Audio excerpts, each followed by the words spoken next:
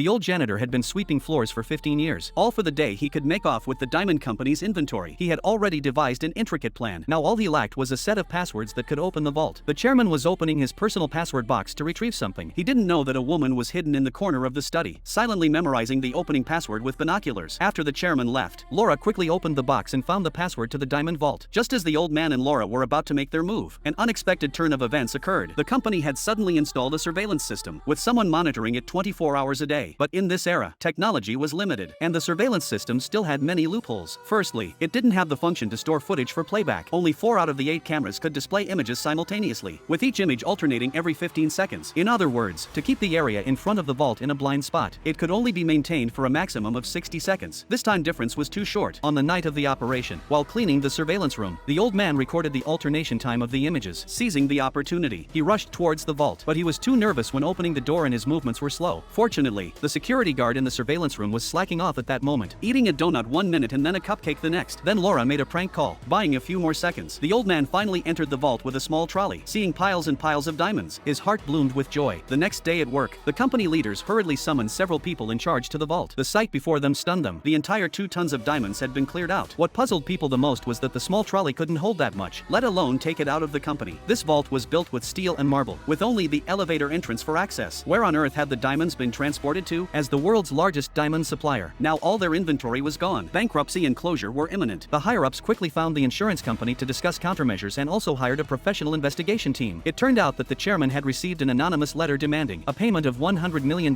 in exchange for the return of the diamonds. The panicked chairman turned around and claimed this sum from the insurance company. The other party naturally refused to pay. The 2 parties parted on bad terms. The insurance company simply told various media outlets about the diamond theft to buy time. Unexpectedly, this forced the chairman into a fatal heart attack on the spot. On the other side, Laura found the old janitor and questioned him why he hadn't followed the plan but instead had emptied the entire vault. The old man said, "Don't be impatient. Everything is under control." The investigators were really too good. They still traced the clues to Laura. Laura pretended to be calm and turned to go to the restroom to steady her emotions. In her panic, a diamond from Laura's handkerchief fell into the sink. After a lot of effort to get it out, Laura was stunned. She seemed to understand how the 2 tons of diamonds from the vault had disappeared. Laura ran all the way to the sewers near the company. Sure enough, the old janitor was guarding here. At the end of the pipe was a small mountain of diamonds. There was still an hour left before the $100 million handover. The old man didn't want Laura to ruin things. He took out a gun and asked Laura to sit down, then explained his modus operandi. It turned out that on that night, the old man had early on replaced the sink with easy-to-clear fire pipes. Then, calculating the time difference, he returned to the vault again and again. Every time he took out a batch of diamonds, he flushed them straight into the sewer. In less than 2 hours, he had cleared out 2 tons of diamonds.